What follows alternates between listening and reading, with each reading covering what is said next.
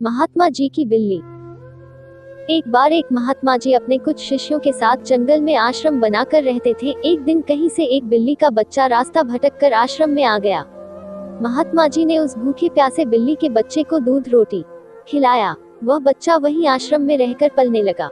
लेकिन उसके आने के बाद महात्मा जी को एक समस्या उत्पन्न हो गई कि जब वे सायं ध्यान में बैठते तो वह बच्चा कभी उनकी गोद में चढ़ जाता, कभी कंधे या सिर पर बैठ जाता। तो महात्मा जी ने अपने एक शिष्य को बुलाकर कहा, देखो, मैं जब सायं ध्यान पर बैठूं उससे पूर्व तुम इस बच्चे को दूर एक पेड़ से बौद्ध आया करो।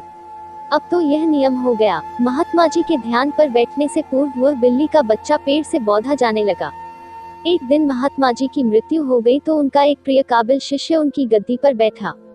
वह भी जब ध्यान पर बैठता तो उससे पूर्व बिल्ली का बच्चा पेड़ पर बौद्धा जाता। फिर एक दिन तो अनर्थ हो गया। बहुत बड़ी समस्या आ खड़ी हुई कि बिल्ली ही खत्म हो गई।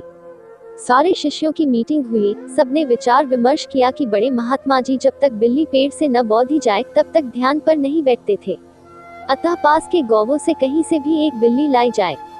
आखिरकार काफी ढूंढने के बाद एक बिल्ली मिली, जिसे पेड़ पर बौद्धने के बाद महात्मा जी ध्यान पर बैठे।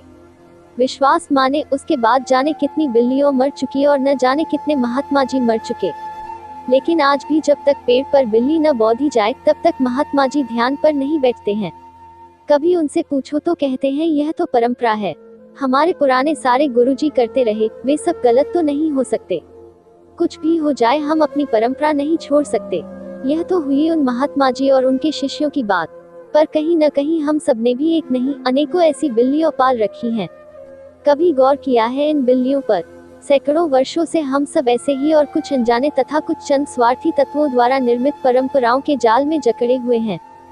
जरूरत इस बात की है कि हम ऐसी परंपराओं और अंधविश्वासों को अब और ना पनपने दें और अगली बार ऐसी किसी चीज पर यकीन करने से पहले सोच ले कि कहीं हम जाने अनजाने कोई अंधविश्वास रूपी बिल्ली तो नहीं पाल रहे।